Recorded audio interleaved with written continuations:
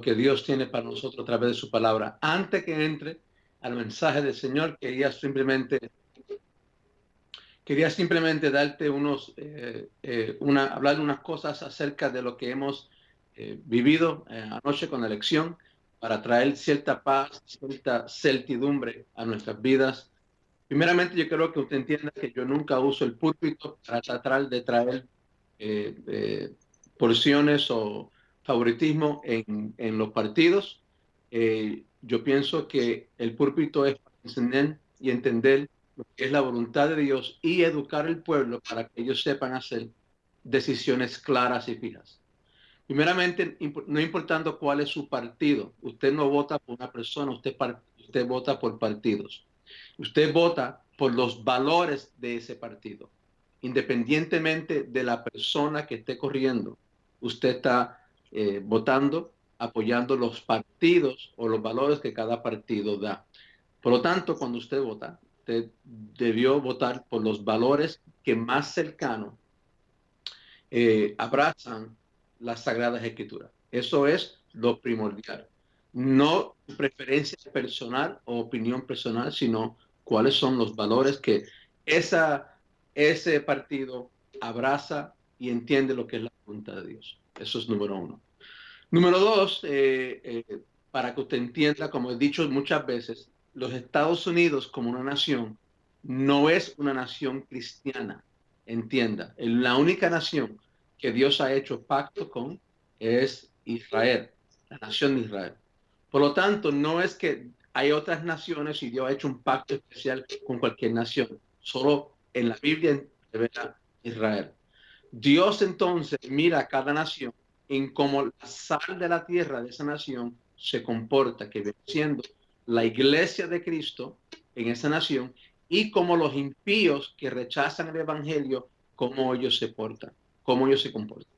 Y eso es muy importante entender.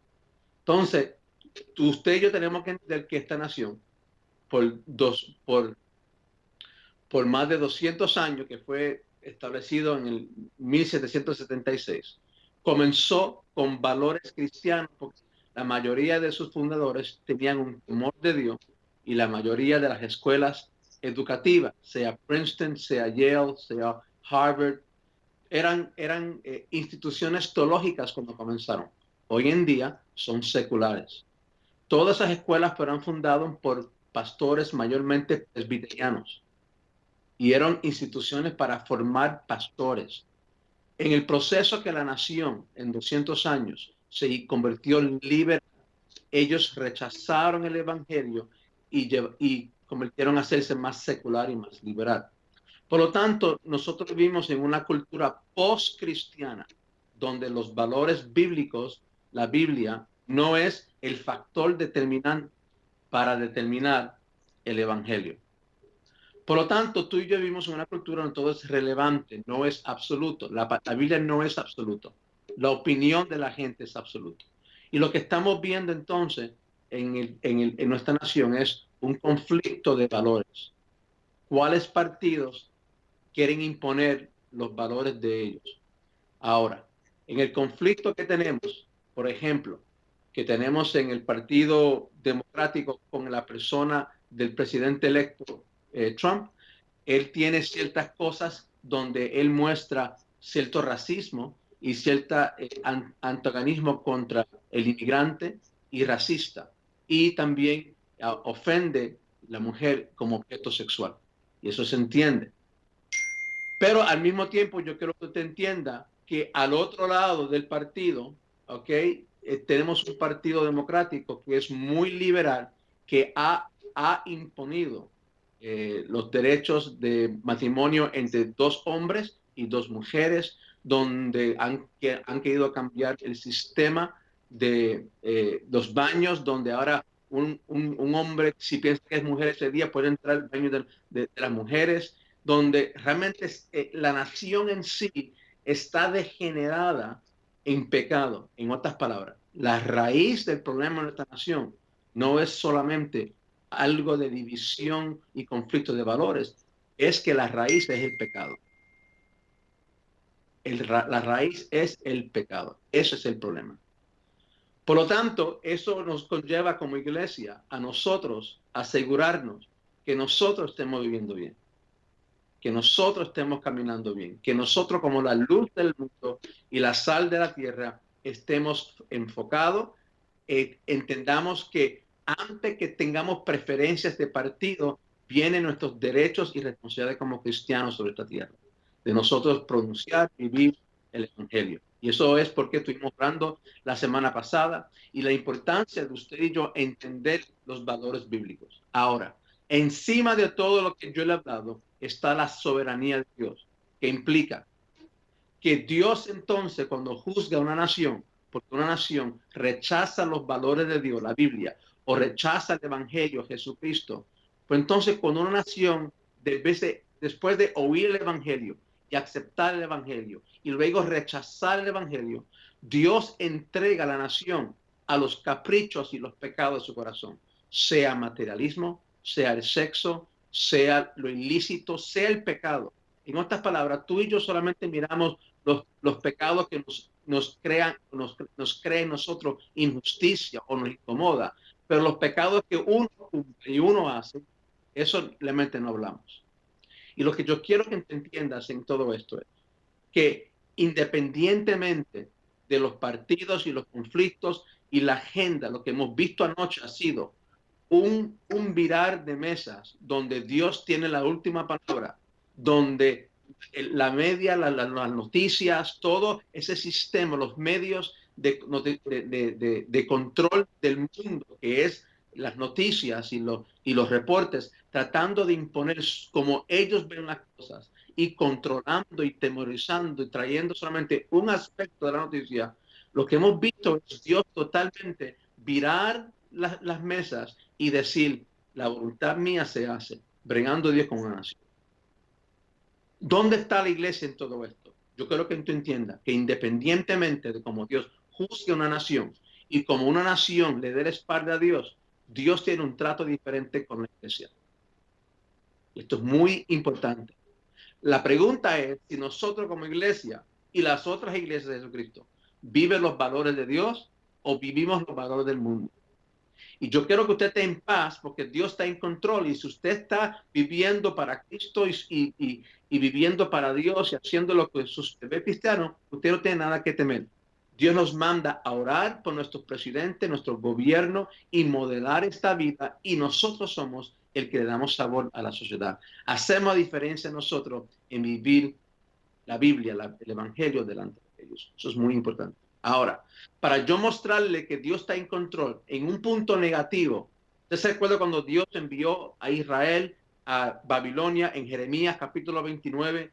Que Dios dispersó a Israel de su nación y los mandó para Asiria y para Babilonia porque ellos quebraron el pacto y Dios envió a sus hijos bajo cautiverio. Perdieron casas, perdieron trabajos, familias fueron separadas. Dios forzó una inmigración de su pueblo, lo dispersió por todas las naciones para castigar a Israel por 70 años, porque ellos por 70 años no guardaron el sábado de descansar la tierra.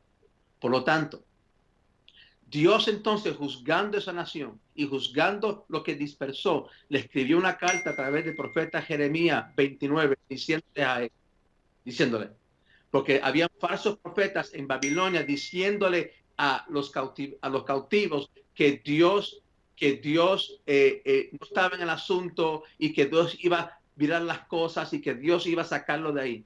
Y Dios le dijo a ese pueblo inmigrante en Babilonia, les dijo, en Jeremías 29, le dijo, no oiga estos falsos profetas. Ustedes van a estar ahí 70 años hasta que la palabra se cumpla. Y le dijo, porque yo sé los planes que tengo para vosotros, planes de bienestar y no de malestar, para darles un futuro y una esperanza. Note, Dios castigando el pueblo en cautiverio y Israel siendo poseída por una fuerza nacional. Dios dijo, aunque están bajo mi juicio, todo lo que yo traigo para juzgarlo trabajará para su bien.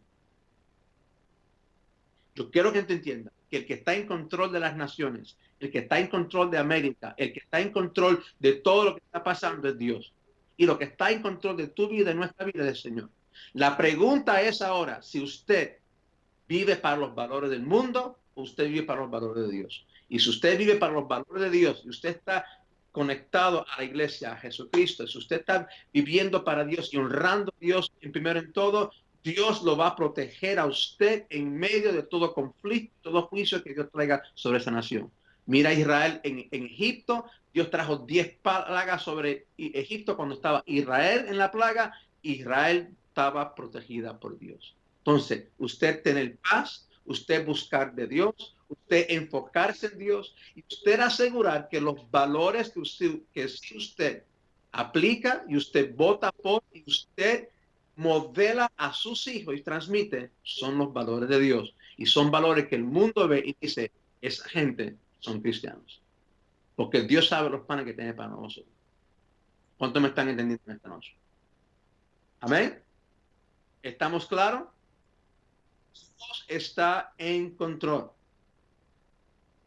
¿Ok? Dios está en control. Y Dios pone reyes y Dios quita reyes y es Dios que está desarrollando su panorama eterno redentivo para hacer la voluntad de Él, para que todo ojo vea, sea la buena o sea la mala, que Jesucristo es el Señor.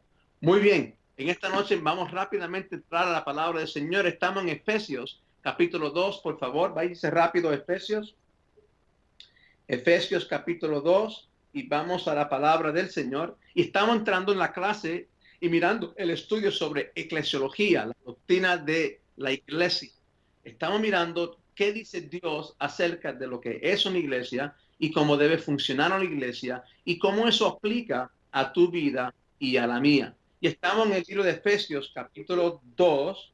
Mire versículo 10 en adelante cuando Pablo comienza a hablar de cómo Dios nos salvó y hacia qué Dios nos salva. Dios nos saca de algo y nos planta o nos ubica en algo llamado la iglesia.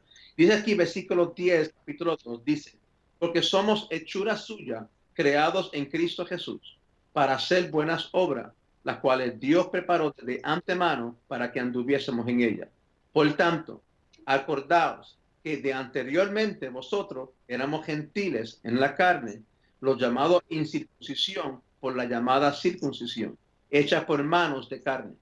En cuanto a ese tiempo estábamos sin Cristo, apartados de la ciudadanía de Israel y extraños a los pactos de la promesa, no teniendo esperanza ni Dios en el mundo.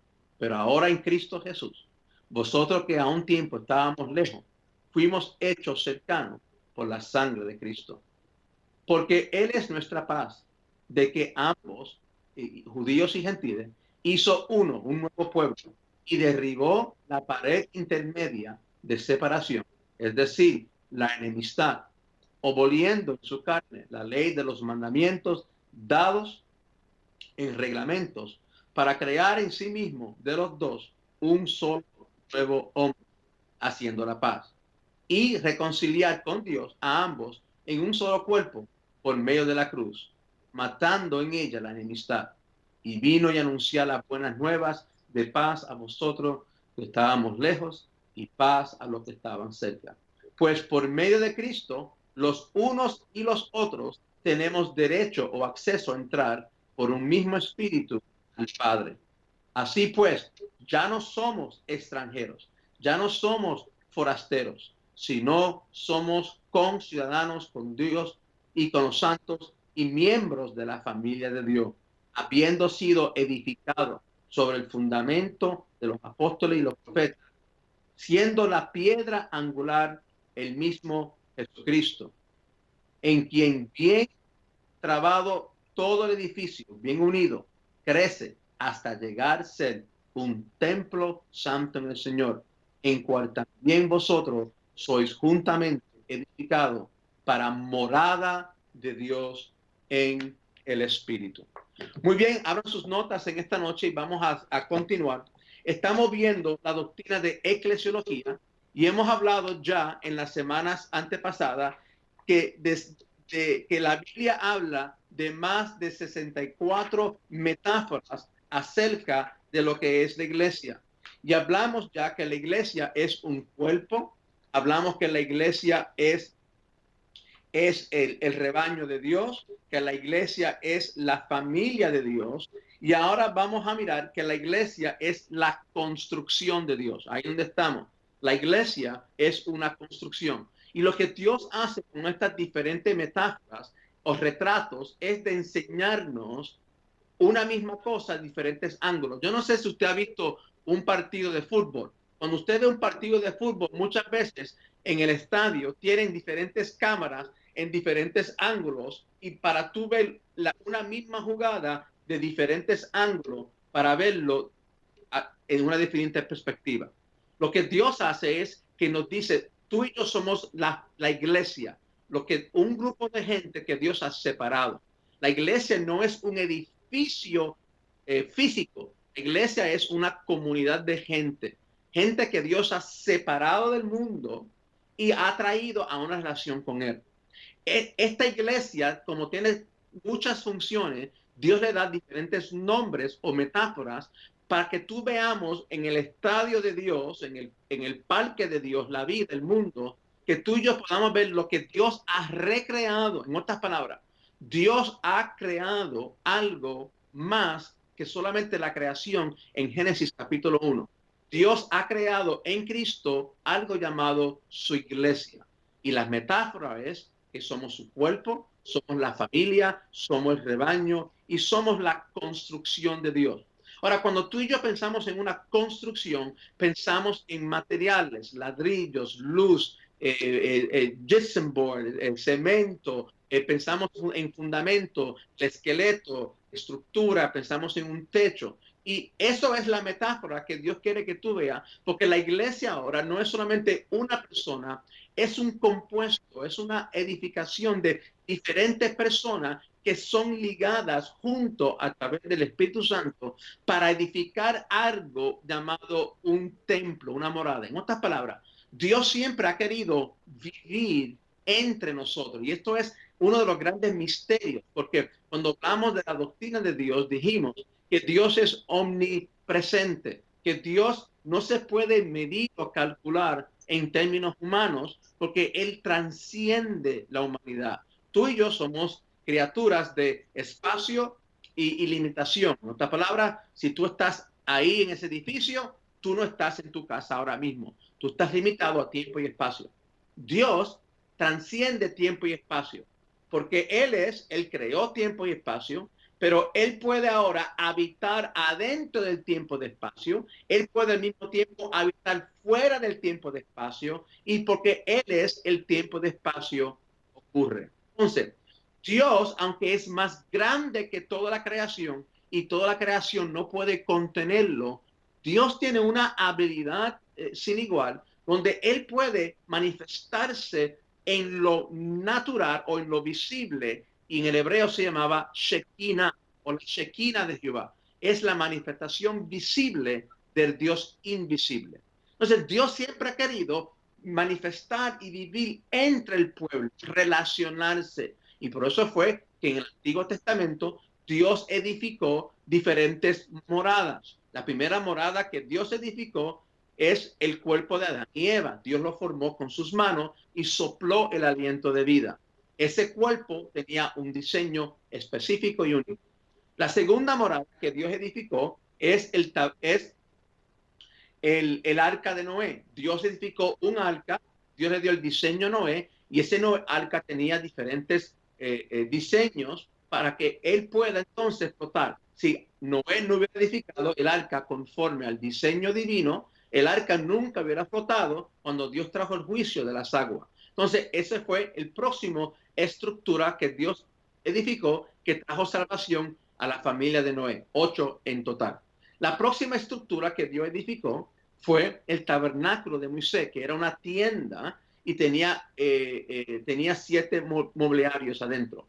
Esa tienda era un lugar físico donde Dios moraba, su Shekinah, su manifestación visible, en el mismo centro del campamento de Israel.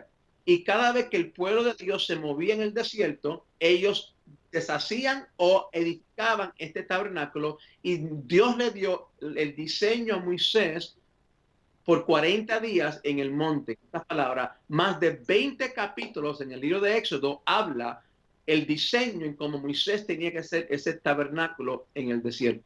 Ese tabernáculo era un portátil, se podía transferir, moverse, y cuando Dios se movía, ellos deshacían el campamento o el tabernáculo, lo guardaban, el tabernáculo salía primero con los sacerdotes y entonces Israel salía en orden de marcha conforme al tribu. Y donde quiera que las nubes descansaban, deshacían el tabernáculo porque ahora Dios moraba en el centro y entonces el pueblo sabía que era el centro y donde ellos iban. En otra palabra, el principio es que cuando la presencia de Dios no es central en nuestras vidas, cuando el tabernáculo que Dios ha edificado no es central en nuestras vidas, cuando Dios no es central en nuestras vidas, tú no tienes ningún norte en tu vida. Tú no tienes norte, sur, no tienes dirección y no tienes ubicación en tu vida.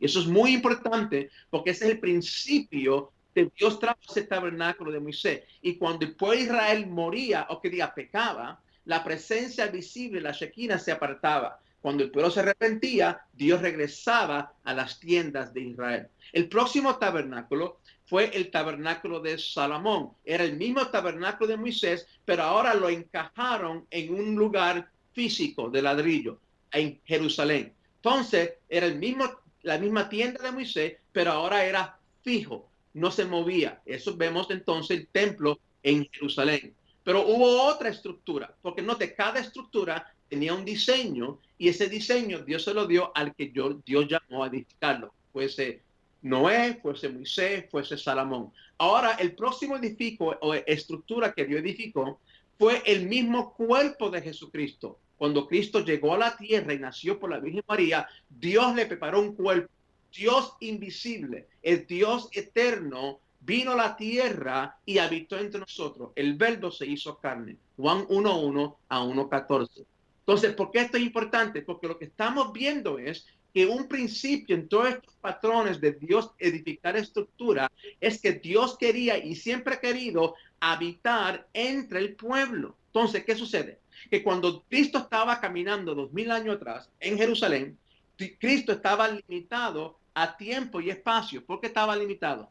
Estaba limitado porque ahora, escuche bien, Jesucristo, para él moverse, cuando Cristo se movía por Jerusalén, la gente tenía que buscarlo. Imagínate, si Cristo estaba al norte de Jerusalén, tú tenías que buscarlo y entonces pasar por todas las multitudes para ver si tan solamente podías tocarlo, como hizo la mujer con el flujo de sangre.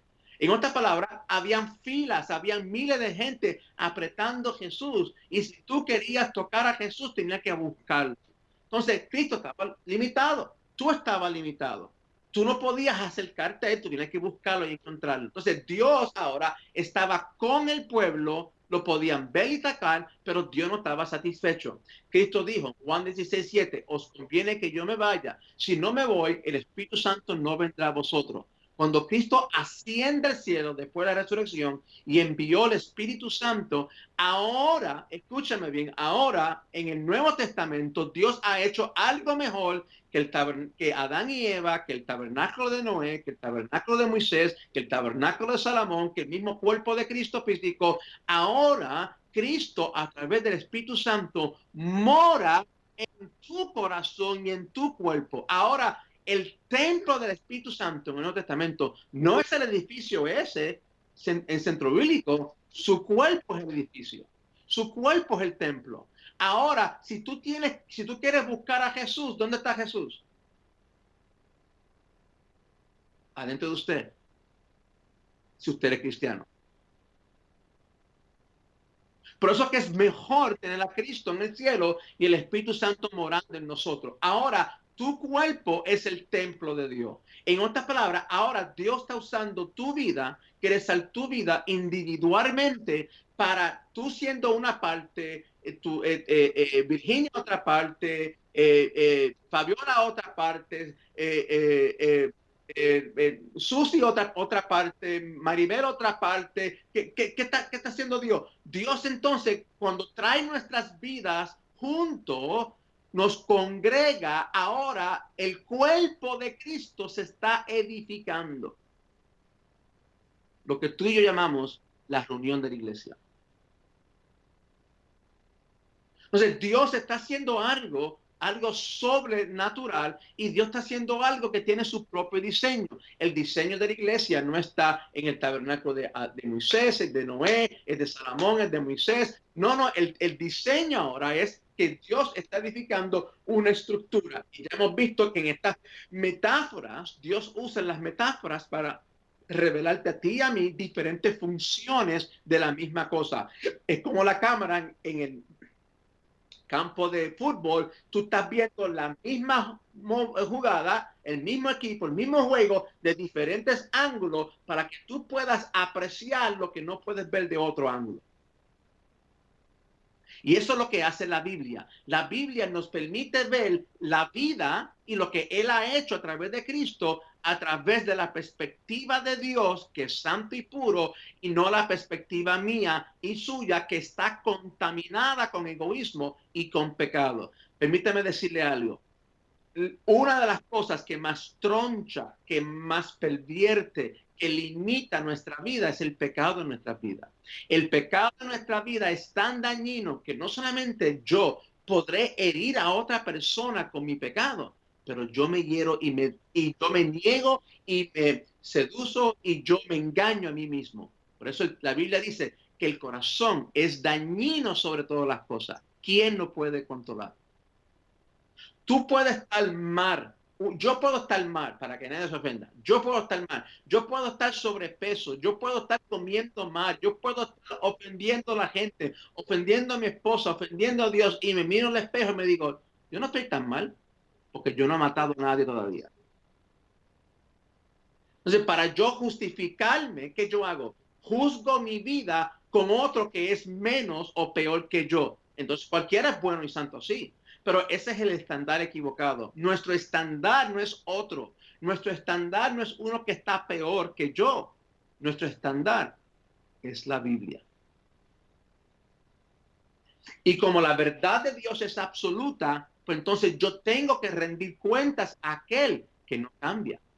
El mundo podrá cambiar, los valores podrán cambiar, los gobiernos podrán poner leyes que ahora, que ahora es correcto un hombre, dos hombres casarse y dos mujeres casarse. Ahora eso es lícito para el mundo, pero no para Dios, no para su palabra. Dios dice que es una abominación. Entonces, ¿qué sucede? Yo para justificar mi pecado, pues entonces impongo mi opinión y digo, es que la Biblia es relativa, no es absoluta. Y le cambio la definición. Y eso es el contexto que estamos viendo. Entonces, lo que yo quiero que tú veas en esta noche, ahora aquí en las notas, es que la iglesia es comparado ahora a una construcción, que Dios está edificando algo a través de su vida y mi vida para edificar algo llamado el templo de Dios o la morada de Dios, donde leímos ahí en Efesios 2, donde dice que Dios mora. Escúchame, esta noche usted está visitando el santuario o visitando el edificio o esa nave. Usted está visitando. Yo estoy visitando a través del internet y esta televisión, este programa, el mensaje, estoy visitándolo a ustedes. Pero ¿qué sucede? Usted no mora ahí. Usted no vive ahí. Usted visita ahí. Y lo que Dios quiere hacer es morar. Dios está edificando una construcción donde Él quiere ser morada. Él está haciendo de todas nuestras vidas algo llamado la iglesia, la construcción de Dios, porque Él quiere ser morada. Ahora, yo no sé de usted, pero si usted llegara a mi casa, yo he hecho mi morada a mi estilo, a mi sabor. Mi oficina aquí tiene unos distintivos. Hay un cuadro, si usted ve acá atrás, de Jesucristo levantando Pedro del agua. No sé si lo pueden ver. A mi mano izquierda tengo un mapa del mundo. A mi frente tengo un globo del mundo. En otras palabras, yo preparé esta oficina para yo morar y que me dé gusto, placer. A mí me encanta llegar aquí. Cuando yo voy a su casa, cuando voy a la casa de Rosa, si voy a la casa de Maribel, si voy a la casa de Virginia, ellos adornan su apartamento, su casa, a su estilo, en como ellos le encantan morar. La visita no puede quejarse de cómo los muebles están arreglados o qué estilo. ¿Cuántos me están entendiendo? ¿Qué sucede? Cuando yo visito, yo no me quejo, yo estoy agradecido, pero como soy visita, me voy. Como el dicho dice, el pescado después de 3 días pesta. ¿Qué sucede? Dios, escúchame, esto es tan importante. Dios no quiere visitar su vida. Dios quiere hacer morada en su vida. Dios quiere ser de su cuerpo y de nuestra vida junto como iglesia morada. Ahora, cuando tú tienes una mentalidad de templo, lo que tú piensas es, yo voy a la iglesia el domingo o voy el miércoles en la noche y por 2 horas me siento, oigo mensaje, rezo, beso a Dios, adoro, alabo y me voy. Y dejé a Dios en el edificio. Eso es visitando a Dios. Pero Dios está morando en tu vida 24/7. Dios no se va, Dios no sube y se va. Dios siempre está residiendo en tu vida y en tu casa. La pregunta es si tú tratas a Dios como una visita en tu casa y en tu vida o Dios es dueño y propietario de tu vida. Donde en como tú modelas y como tú guardas y como tú arreglas tu vida, tu cuerpo y tu casa es según la preferencia de Dios y no la suya.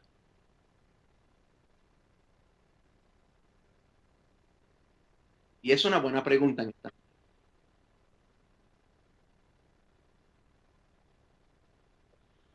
Porque cuando yo soy visita, usted me puede votar cuando le molesto. Pero Dios no quiere ser visita ni copiloto. Él quiere ser dueño y propietario. Él está ahí para vivir, para morar. Y cada vez que Dios dio una estructura, un templo en el Viejo Testamento, le dio un diseño único para que el pueblo lo edificara conforme al diseño. Y le dijo, asegúrense que lo hagan conforme al diseño. Permítame leerle algo aquí para comenzar mirando sus notas en esta noche. Hay una famosa historia de cuando Sir Christopher Wren construyó el Catedral de San Pablo en Londres. Cierto día, Wren hacía una revisión y preguntó a uno de los trabajadores del edificio, ¿qué haces? El trabajador dijo, estoy cortando esta piedra al tamaño adecuado. Luego preguntó a un segundo hombre, ¿qué haces? Y el hombre respondió, estoy ganando dinero.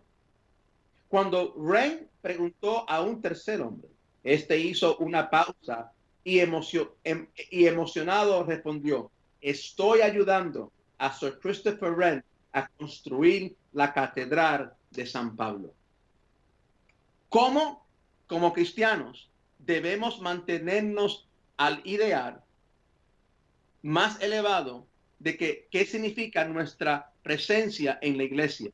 Estamos en el poder del Espíritu Santo trabajando para ayudar al Señor Jesús a construir algo llamado la iglesia. Y esto es muy importante porque aquí vemos en Efesios 2 que la obra del Espíritu Santo es para aplicar en nosotros lo que hizo en Cristo cuando levantó entre los muertos y para que hacer de tu vida y mi vida una morada. Somos la construcción de Dios donde Cristo es la piedra angular y voy a explicar eso en unos minutos. Cuando yo digo construir la iglesia, ¿qué viene a tu mente? ¿Una catedral? ¿Una pequeña iglesia en un valle o en una cuadra de una ciudad? Un hombre que llenaba una ficha médica en el campo destinado, la iglesia que prefiere, escribió las palabras ladrillos rojos.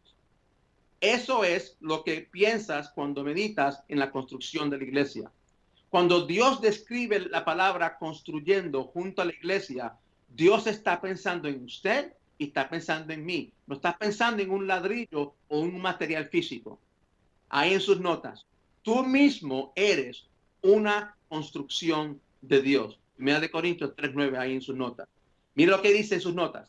En contraste con el Antiguo Testamento, la época en cual el pueblo de Israel tenía un templo, Éxodo 25:8, la iglesia es un templo vivo y vital. Eso es el primer blanco en esta noche. La iglesia es un templo vivo y vital. Miren lo que dice Efesios 2:19-22 que acabamos de leer. Por lo tanto, ustedes ya no son extraños ni extranjeros, sino conciudadanos de los santos y miembros de la familia de Dios, edificados sobre el fundamento de los apóstoles y los profetas, siendo Cristo Jesús mismo la piedra angular. En él todo el edificio, bien armado, se va levantando para llegar a ser un templo santo en el Señor. Note lo que dice, que somos parte de una construcción que comenzó con los apóstoles y los profetas. Cristo es la piedra angular y todo el edificio bien armado. Dios está armando algo aquí. Se va levantando para llegar a ser un templo santo en el Señor. En él también ustedes son edificados juntamente para ser morada de Dios por el Espíritu. Yo quiero que usted resalte la frase todo el edificio ahí en Efesios 2, 19, 22, que no solo significa creyentes de esta iglesia, sino todas las iglesias alrededor del mundo y nuestra ciudad que sigan a Jesucristo. Esto no solo abarca a los creyentes de esta época, sino también a los que otros tiempos en otros siglos. Todos estamos siendo construidos juntos para mostrar la grandeza de Dios. Y eso es muy importante. Dios nos está construyendo. Yo no sé si usted ha visto una construcción, a cruzar la calle ahí en la esquina, mano derecha, en la 99 hay una construcción, en la 98, en la otra esquina allí hay otra construcción. Y cuando la construcción comienza, que comienzan a derribar y comienzan a limpiar y comienzan a edificar, la construcción es feo, la construcción es peligrosa, la construcción trae polvo, la construcción trae ruido, pero cuando hay construcción al principio, la gente no sabe, a menos que tú tienes los planos y eres parte de la construcción, la gente no sabe lo que van a edificar ahí. Lo que uno dice, wow, mira, tumbaron ese edificio, qué rápido lo tumbaron. Y cuando comienzan a romper el hoyo y comienzan a poner el fundamento y el cemento y los cimientos y comienzan las columnas, uno no sabe, uno comienza a imaginar, a lo mejor es una tienda, a lo mejor un edificio, a lo mejor va a ser una iglesia. Nadie sabe lo que va a ser la función. El diseño determina la función de ese edificio, pero construcciones toman tiempo, toman trabajo y hay una preplanificación y luego hay una construcción y luego hay una terminación.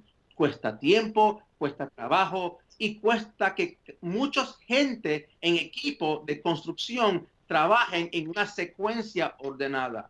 Escúchame, te digo todo eso para que tú entiendas que tu vida y la mía está bajo construcción.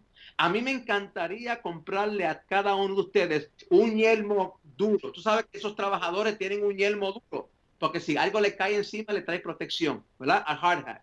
Y me encantaría que cada creyente, en vez de venir bien vestido los domingos, venga con la gorra que diga, peligro, estoy bajo construcción, le puedo hacerle daño. Porque tu vida bajo construcción hiere. Tu vida y la mía bajo construcción, nosotros no sabemos lo que está pasando. Y cuando Dios está construyendo nuestra vida, hay cosas que Dios tiene que romper, hay cosas que Dios tiene que eliminar, hay cosas que Dios tiene que reformar, hay cosas que Dios tiene que alinear, hay cosas que Dios tiene que poner en orden en nuestra vida. Y construcciones no son lindas, son feas, son difíciles, están trabajados, pero al final, cuando el edificio está lindo y nuevo, qué bueno entrar en una casa nueva, qué lindo estar en un apartamento nuevo, pintado, ordenado, ya amueblado. Para tú morar, mira, yo quiero que usted piense en esto, y esto no estaba en mis notas, en mi pensamiento, pero llegó antes. Pues, en la casa que usted vive, no importa qué lindo, qué feo, qué grande o qué pequeño sea, lo importante fue que eso a un tiempo era terreno llano y nadie vivía ahí y alguien tuvo que planificar, soñó. Aquí puede haber un edificio, aquí puede haber 3 apartamentos, aquí puede ser una casa para una persona. Y un diseñador hizo un plano. Alguien llevó el plano a uno que invirtió miles de dólares para comprar los recursos y contratar gente y equipos de contracción, de contadistas, para entonces edificar conforme el plano. Y entonces entraron la gente para hacer los detalles específicos, después que hicieron la tubería, la electricidad, el fundamento, todos los pisos y pintaron el techo. Y al final entonces ponieron la cerradura y al fin y al cabo entonces la casa estaba completa. le dieron las llaves al que iba a venderla y usted más que solamente fue al banco, puso un pronto, el banco les prestó 80% del dinero y usted ahora es parte del dueño, no es todo el dueño. Y usted ahora se le dan las llaves y usted entra a una casa que usted no edificó para usted morar en. Mira todo lo que Dios quiere hacer en tu vida para Él morar en nuestras vidas. No visitarnos. Señor, tengo un problema, ven y visítame, sácame del problema. Entonces, después que el problema esté resuelto, te puedes ir hasta la próxima visita. Y así tú y yo tratamos a Dios. Así tú y yo tratamos las cosas divinas. Así tú y yo pensamos de Dios. Esto es una visita de cada domingo. No, es una construcción. Diga construcción. Entonces, ahí en sus notas, en esta metáfora, Dios está representado como la piedra angular. Es el próximo blanco. La piedra angular. Ahí en sus notas, la piedra angular se colocaba siempre en la unión de las dos paredes para fijarlas. En los arcos se colocaba una piedra entre los lados de soporte. El peso del arco caía sobre esa piedra y si la piedra era removida, el arco podía colapsar. Y lo que yo creo que tú entiendas ahora es que Cristo es la piedra angular donde Dios pone ahora el Viejo Testamento, el Nuevo Testamento, los viejos profetas del Viejo Testamento, los nuevos profetas del Nuevo Testamento. Dios ahora pone los judíos del Viejo Testamento, los gentiles del Nuevo Testamento, y ahora Él es la piedra angular donde ahora Dios pone todas estas cosas y comienza a Él ser la base principal y de Él comienza el crecimiento de esto llamado la iglesia. En otras palabras, todo lo que hacemos nosotros tiene que venir de Él, de sus valores, de sus principios, porque Él es la piedra angular. Sobre Él descansa todo. Entonces, cuando tú y yo hacemos decisiones en la vida, cuando tú y yo hacemos cosas en la vida, tenemos que preguntarnos, ¿de dónde yo emano? ¿De dónde yo saco? ¿De dónde yo quiero hacer esto? ¿Yo lo saco de la manga? ¿Salgo de esto de mis pensamientos? ¿O yo voy a la palabra, a la piedra angular Cristo para ver qué tú dices sobre este tema? ¿Qué tú dices sobre este asunto? ¿Qué tú dices sobre este problema? ¿Cuáles son tus valores? ¿Cuál es tu derecho? ¿Cuál es tu prioridad? ¿Qué has dicho tú en tu palabra acerca de este tema?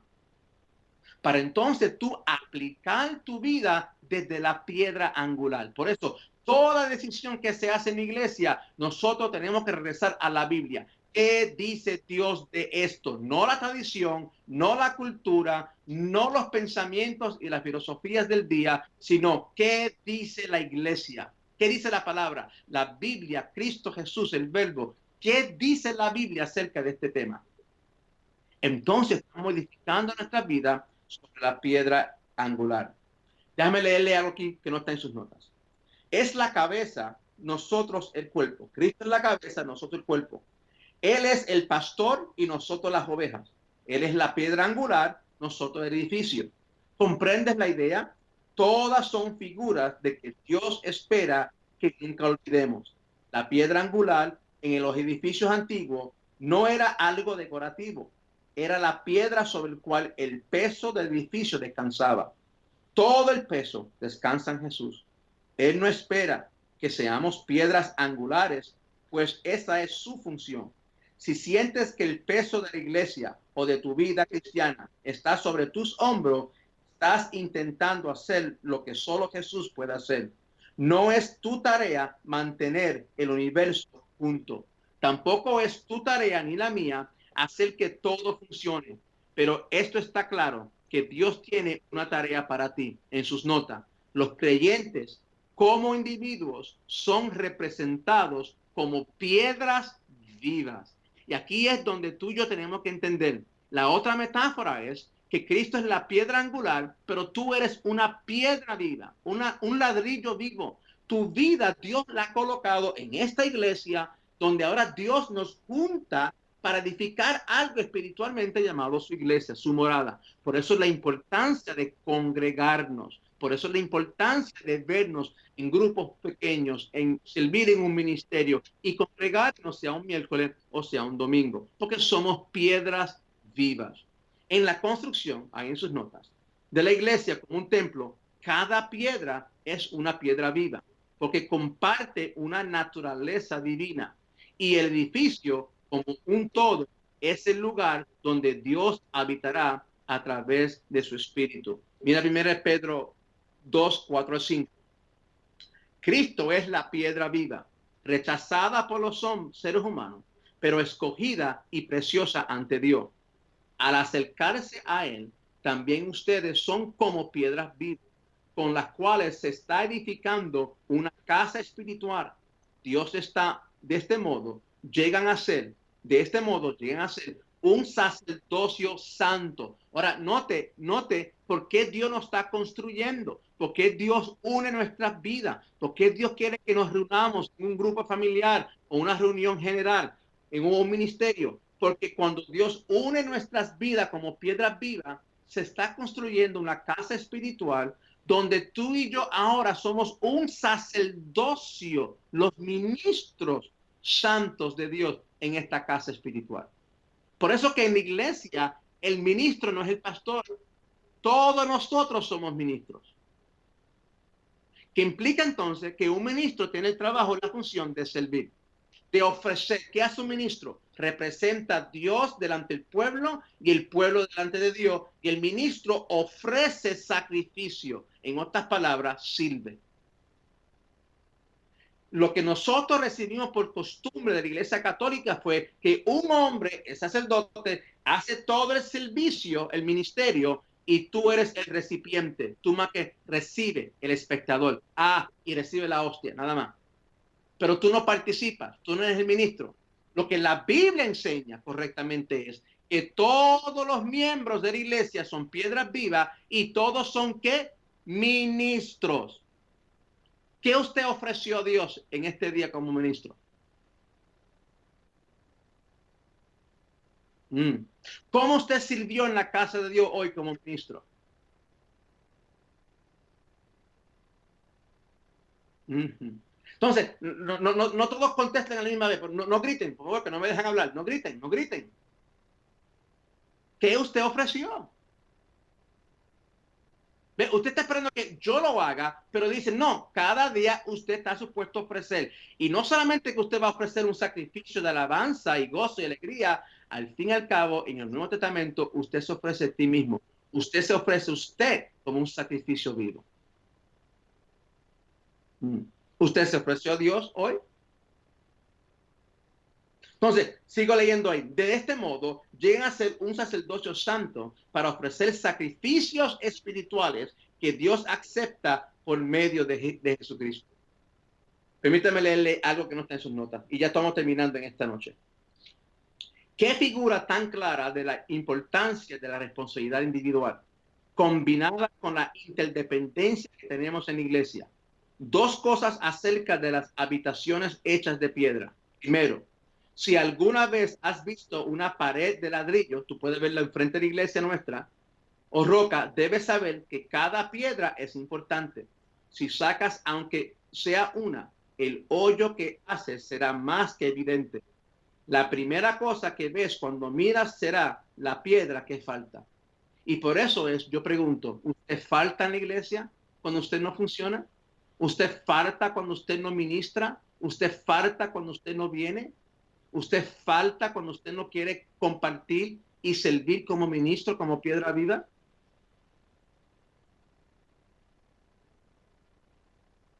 ¿Ve? Cuando uno tiene una mentalidad de que le sirvan a ellos, entonces uno más que va y dice, bueno, ¿dónde está el líder para que me dé? Tengo necesidad.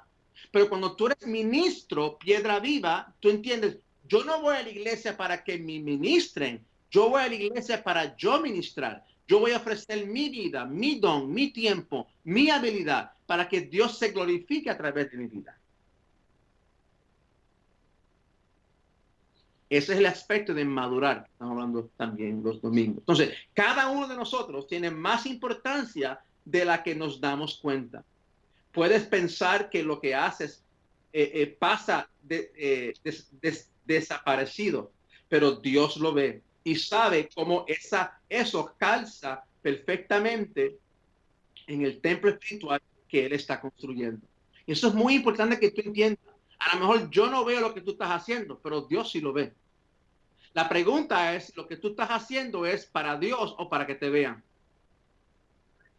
¿Cómo yo sé que tú lo estás haciendo para que te vean? Cuando nadie te da las gracias, por mucho tiempo te ofendes.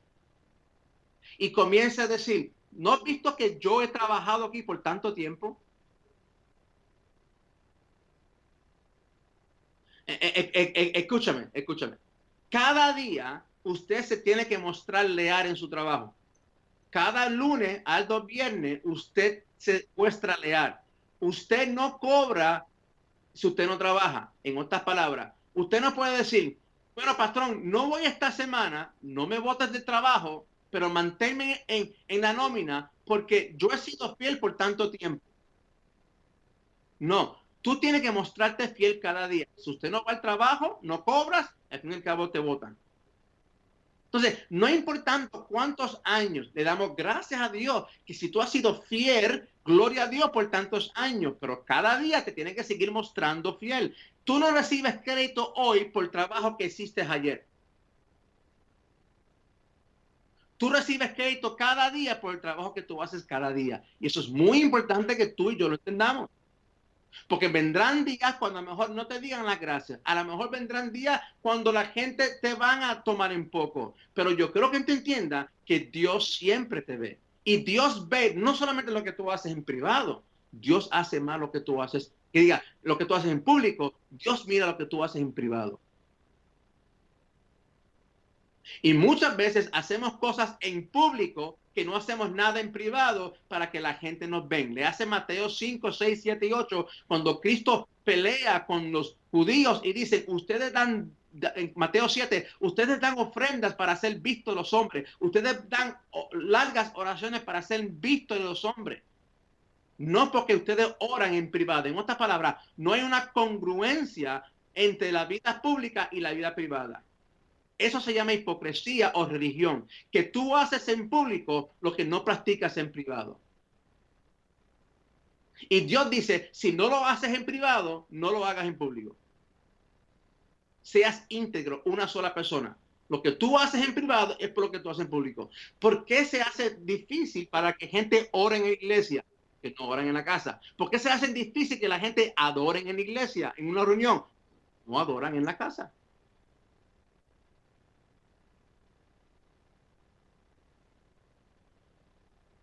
¿Okay? ¿Y por qué la gente discute en público? Porque lo hacen en la casa y lo hacen muy bien. ¿Cuántos me están entendiendo? Cada piedra, cada persona es importante y lo que tú haces es importante. Y cuando tú no funciona, la iglesia lo siente y Dios no es glorificado. Cada miembro en tu cuerpo tiene que funcionar para que sea saludable. Y segundo y último, sabes que un solo ladrillo, por más hermoso que sea, no hace toda la construcción. El pastor es solamente un ladrillo en el edificio. Él no es toda la construcción. Pero todos piensan que todo descansa y depende de un hombre. Y eso es exactamente lo que estaba tratando de destruir y edificar en Centro Bíblico por 20 años. La iglesia no es un hombre, es un cuerpo. La iglesia no es un ministro, somos todos nosotros. Trabajando juntos bajo una misma misión y visión. Somos el cuerpo con diversidad de dones, diversidad de administraciones y diversidad de habilidades. Entonces, todo toma el ladrillo más perfecto y hermoso que jamás haya sido hecho y por sí solo es simplemente un ladrillo. Si requiere de muchos ladrillos para hacer edificio, si requerimos de todos nosotros juntos para hacer la iglesia, esto no es un asunto de que suena a buena idea. Debemos estar juntos para construir la iglesia. Y eso es muy, muy, muy importante. Mira la perspectiva personal. ¿Qué tan bueno eres para aceptar a creyentes de otras denominaciones o iglesias como verdaderos creyentes? Quizá has estado tratando de cargar con todo el peso de la vida cristiana sobre tus hombros. Tal vez necesitas ver la importancia de tu lugar en el edificio de Dios. Necesitas reconocer tu necesidad de depender de otros en el cuerpo de Cristo. Por eso yo quiero que tú veas, cuando tú salgas esta noche, yo quiero que tú mires los ladrillos encima del edificio, cómo están construidos. El ladrillo no está encima de cada uno, está así, punto. Tienen una manera en que están edificados para que todo el peso no esté en uno, sino que todo el peso está repartido unánimemente entre todas las piezas, todos los ladrillos. Y tú y yo somos ladrillos vivos, piedras vivas. Y yo creo que tú entiendas que tú eres parte de la iglesia. Entonces, si Centro Bíblico no es su iglesia, usted pertenece a otro lugar. Usted necesita entonces encontrar cuál es ese lugar y funcionar como una piedra viva, porque algo les falta a ellos, que usted no está funcionando allí. Si Centro Bíblico es su iglesia, como yo creo que es, usted tiene un lugar donde usted contribuye, usted imparte, usted da valor, usted es necesitado, tanto como yo, tanto como cualquier otra persona. Si usted no viene, usted no funciona, usted entonces impide la manifestación que Dios sea morada de Dios. Qué bello que somos unidos, juntos, para que todo el peso no esté sobre todo una persona, está sobre Cristo y Cristo está edificándonos piedra sobre piedra para ser morada de Dios a través del Espíritu Santo. Bueno, terminamos por esta noche. La semana que viene terminamos con esta clase, con este tema de la iglesia y entramos a la última metáfora que es la novia de Cristo. Voy a hablarles un poco sobre lo que es la boda judía en el tiempo bíblico para entender esta metáfora de la novia, que algo que no está en sus notas, para añadir un poquito más al sabor y el sazón de este curso, para que usted pueda entender la gran metáfora que nos lleva a una intimidad morada, me lleva a una intimidad. Porque si hay visita, yo te visito de vez en cuando, eso no crea intimidad. Pero cuando vivimos juntos y hay conflicto, ¿eso crea qué? Puede crear intimidad. Eso nos lleva entonces a la última metáfora, que es que somos la novia de Cristo, la novia, the bride, la esposa. Y miremos eso la semana entrante. Dios. Bueno, son bendecidos en esta noche, los amo, los bendigo, les doy gracias a Dios que vinieron esta noche. Creo por fe que la abuela estará arreglada ya esta semana, ya el primero está bregando con eso, con las piezas y esas cosas, y creemos que todo va a estar terminado para este domingo. El viernes nos reunimos aquí los grupos, el domingo la reunión en vivo, en todo color, aquí reunido en general, y estaremos siguiendo con el tema sobre la madurez y vamos a estar hablando sobre qué es la medida de Cristo. La meta de crecimiento es llegar a la medida de Cristo y estaremos hablando sobre eso este domingo. Traiga un amigo, traiga una persona, traiga a alguien para que reciba la bendición de que Dios quiere desarrollar la potencia máxima en nosotros a través de Cristo. Hermanos, son apreciados, son bendecidos. Adelante como elefantes sin la trompa. Buenas noches. Bye bye.